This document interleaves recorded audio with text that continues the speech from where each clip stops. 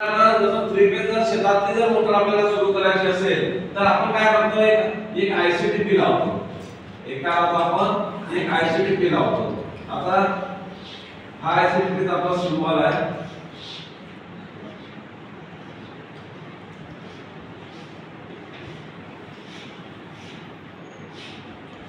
हा connection diagram. हा काय कनेक्शन डायग्राम. आता या ठिकाणून जाणारा आपल्याला स्टार्टरला जाते. कोणत्या ठिकाणी जाते? स्टार्टरला जाते.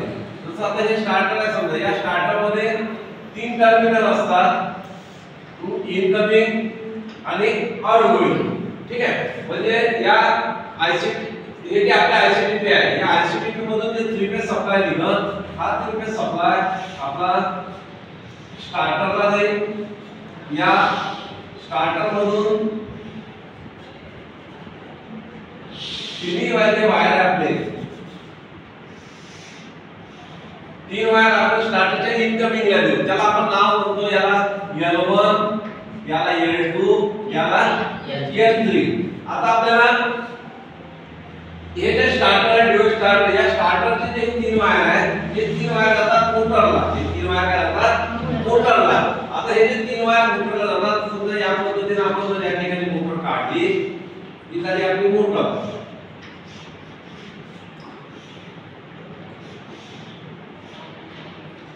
मोटरच्या टर्मिनलला जातात. मोटरच्या टर्मिनलला जातात. म्हणजे हे जे 3 वायर आहेत, हे 3 वायर मोटरच्या टर्मिनलला जातात. म्हणजे आपण काय करतो, मेन ऑन करतो. मेन ऑन केल्यानंतर सप्लाय आपला स्टार्टरला जाते. स्टार्टर आपण ऑन करतो. स्टार्टर ऑन केल्यावर आपली मोटर काय जाते? सुरू जाते.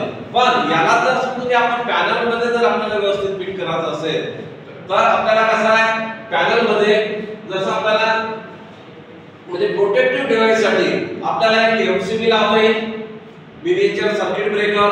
त्याच्यानंतर याच्यामध्ये ही मोटर किती करंट घेते म्हणून आपल्याला या ठिकाणी एक एम्पियर मीटर लावता येईल.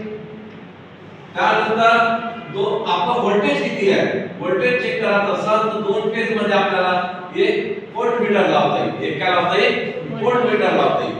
त्याच्यानंतर तिन्ही फेज आहे किंवा नाही, म्हणजे आपल्या इथं 3 फेज जसं आहे किंवा नाही, इनकमिंगचे जे आपल्या इथं आलेला सोर्स आहे त्याच्यामधला एखादा फेज गेला किंवा नाही, म्हणून त्याच्यावर आपल्याला काय करायला लागेल, एखादा इंडिकेटर सुद्धा द्यावा लागेल. म्हणजे 3 फेजचे 3 काय द्यावा लागेल? इंडिकेटर. जेणेकरून आपल्याला काय होईल, लगेच लक्षात येईल का आपल्याला आपल्या इथला तिन्ही फेज बरोबर आहे, काही फेज डीम आहे, काही फेज गेलेला आहे. म्हणून याचा जर आपल्याला जर समजा पॅनल करायचं असेल तर ते पॅनल काय करायला लागेल आपल्याला, एका